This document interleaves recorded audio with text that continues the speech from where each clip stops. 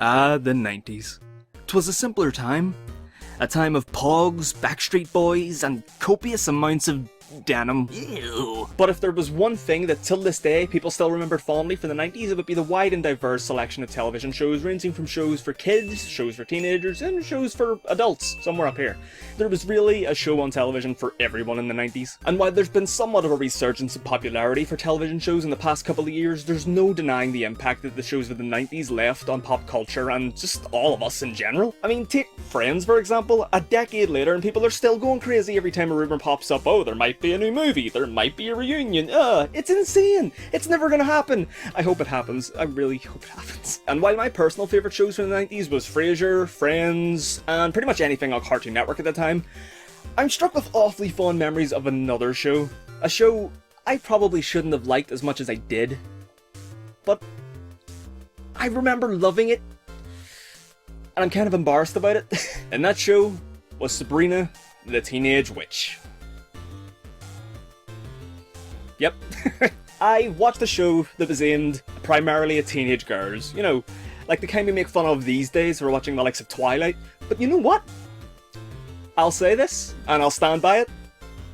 I liked it. I still like it. It was a good show. I can't remember much of it, but I do remember enjoying it and watching it almost every day after school, so it couldn't have been that bad, really. And along with Kimberly from the Power Rangers, Sabrina was one of my crushes as a kid.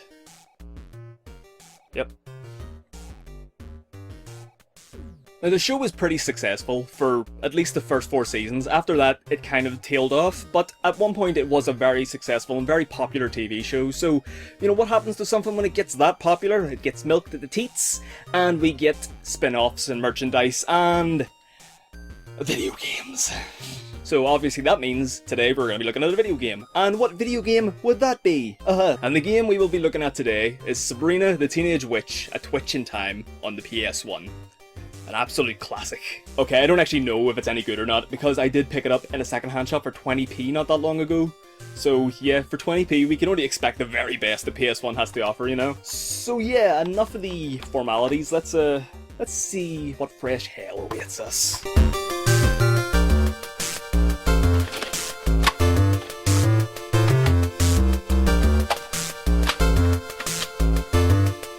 So after starting the game, we then get our opening cutscene that lays out the story for us, all in the space of 3 minutes. Straight to the point. And the story starts off with Salem, the cat, trying to steal his file from the Witches' Council. Again, apparently. Okay. But he fails to do so. Instead, what he does is break something called the Cosmic Clock, which is some sort of magical witch clock from another world or something that controls all of time and space. So, you know, it's no big deal. Oh, and it also releases this guy, Chaos. And now that he's been freed by Salem, you can bet that we have to clean up his mess. Oh, and we must also defeat the guardians of Air, Fire, Water, and Earth in each of their respective worlds. So, yeah. It's no big deal, I guess. Yipes! Yikes! Yep, seems like pretty good delivery to me. Oh, and we also have to collect all 7 Dragon Balls here and bring Gogo back from the dead or some shit. I don't know. I think this is like pieces of the clock or something. I don't know. Do you care? I don't care. Next we arrive at the game's central hub, where we are immediately greeted by Gok-wan over here, who reveals to us the secrets of the universe. Let me tell you the secret of the universe, sweet cheeks. Clothes, as in apparel, garments, threads, accoutrements. When you look good, baby, the universe responds. And for a mere 100 gems, I'll show you just what I mean. You know, all these years, I've wondered just why I was put here on this earth. What was my purpose? But now I know. Clothes, apparel, garments, threads, accoutrements. Okay, enough of this Tom Dicking foolery, I want to play the game. So I'll hop, skip, and later, and we have made it to the first level.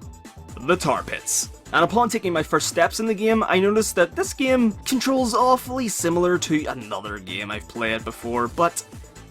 oh, what game was it? I mean, I'm pretty sure I have it somewhere here. Nope. Was it nope. Was it? Maybe it could've... no.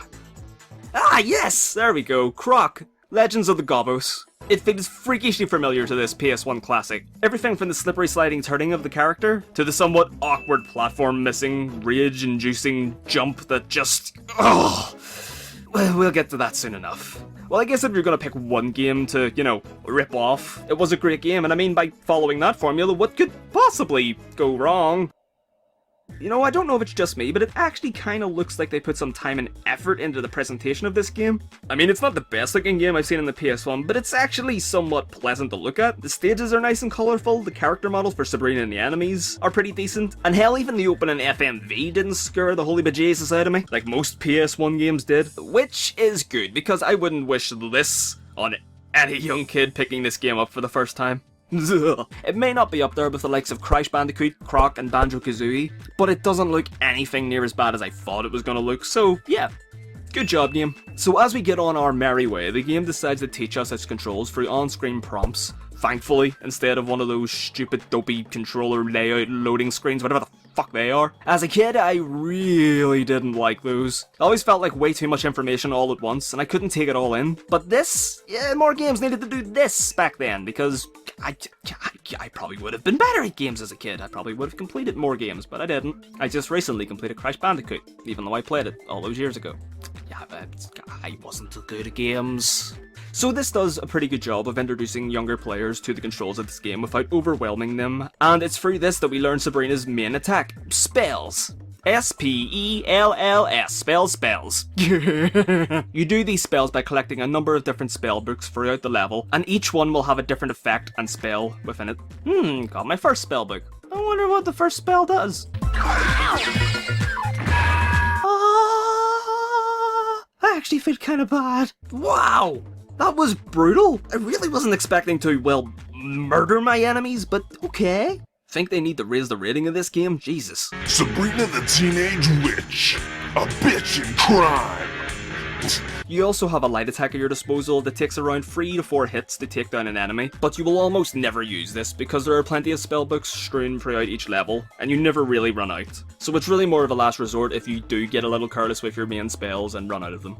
When it comes to tackling the stages, there is very little variety, and to be honest, I didn't expect much from a Sabrina Teenage Witch game. But a little variety would have gone a long way. I mean, look at other platformers like Crash Bandicoot, Super Mario 64, Banjo, and the aforementioned Croc. Each of them obviously has their own way of normally controlling each character in the game, but they also break up the games in different ways, like transforming the main character into a different creature that controls a little differently than what he normally does, giving the player a new mount or mode of transport throughout a level, mini-games, or even drastically changing the level designs, making you really think about how you're going to reach the end goal in this level. But in this game, every level feels the exact same, but with a different coat of paint.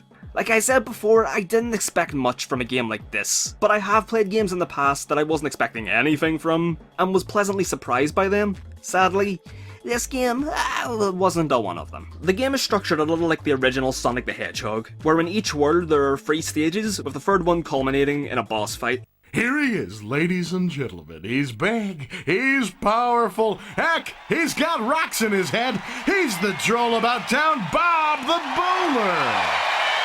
You come play boulder ball. Ha ha! Me squish you. Oh, I'm shaking in my new Gucci horse spit detailed python knee boots. Oh, I'm so scared. Threads. They are nothing special. I mean, you could probably even beat these bosses with your eyes closed. Now, you're probably thinking up until this point that this is at least somewhat of an average game, maybe even slightly below average, but at least worth the 20p that I paid for the game, but you'd be wrong in saying that, because remember earlier, whatever we said about something about the controls? To the somewhat awkward platform missing, rage-inducing jump that just... oh, we'll get to that soon enough. Yep. Arguably the most important control in any platforming game, the jumping mechanics, are completely broken in this game, and that's... I tried to write it in the script while I was playing this game, exactly how that made me feel and what I wanted to say about how broken these controls are, but getting it into words just... this game is completely broken because of the jump mechanics. I mean, so you know what? Just see the script. Wait, let me just tell you exactly how broken the jump mechanics are. Let me just show you exactly how broken the jump mechanics are in this game.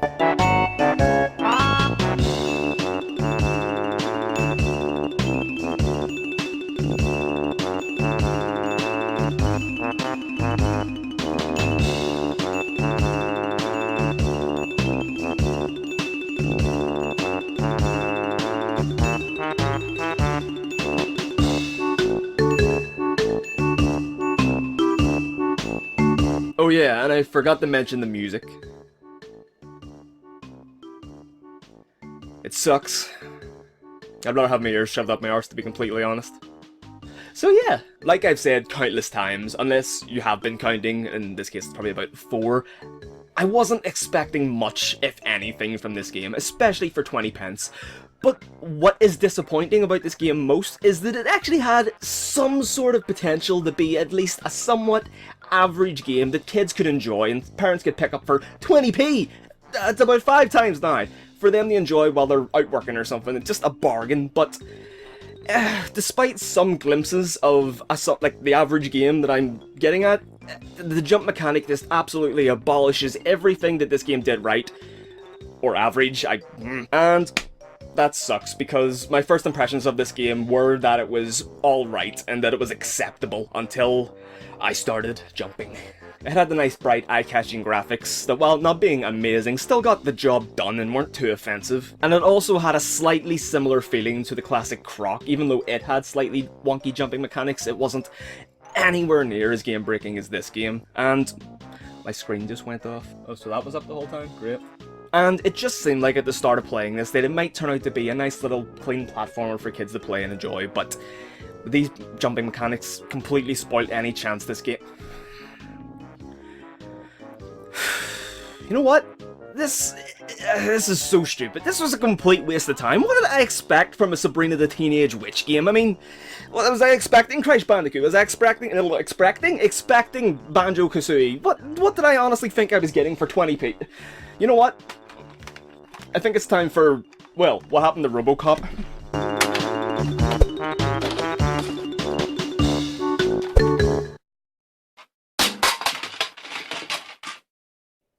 Oh yeah, we moved house, and that window doesn't open all the way anymore.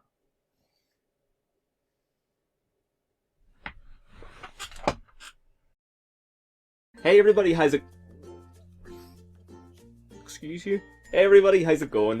Thanks for watching to the end of the video. I know that it's been about 8 months since my last video, and there's reasons for why it's been so long. I've actually been very sick, which sucks. I'm on a lot of new tablets. Are you okay there? I'm on a lot of new tablets that are like messing with my brain a bit, so I haven't really been on the computer much, and I haven't really been playing games that much up until maybe the past couple of weeks.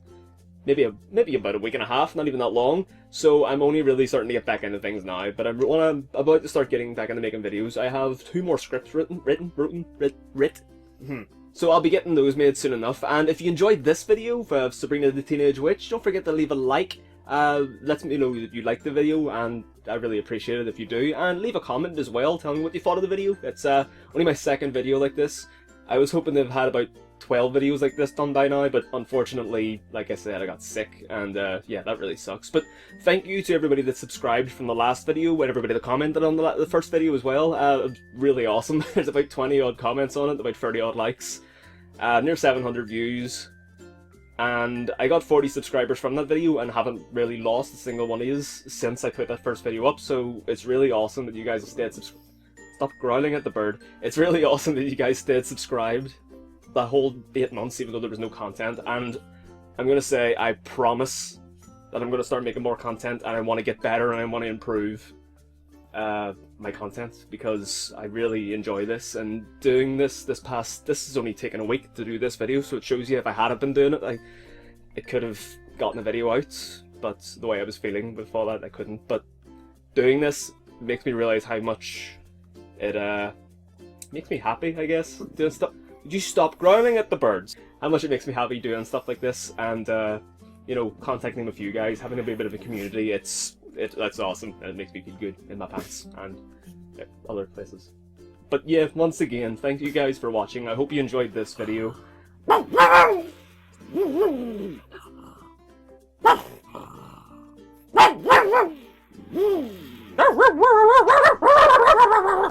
how annoying that is. So yeah, hope you enjoyed this video. And I hope you... Alright, we'll try this one more time. I hope you enjoyed this video. I hope this... Just this happy another video was made, that's all.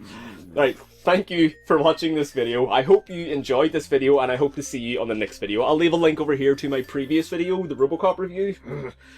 And the next one hopefully will be out within the next 2 weeks, we'll say. I'm gonna say, I promise that I'm gonna start doing this again, because it's fun. So yeah, thanks for watching. Take care, guys. Bye.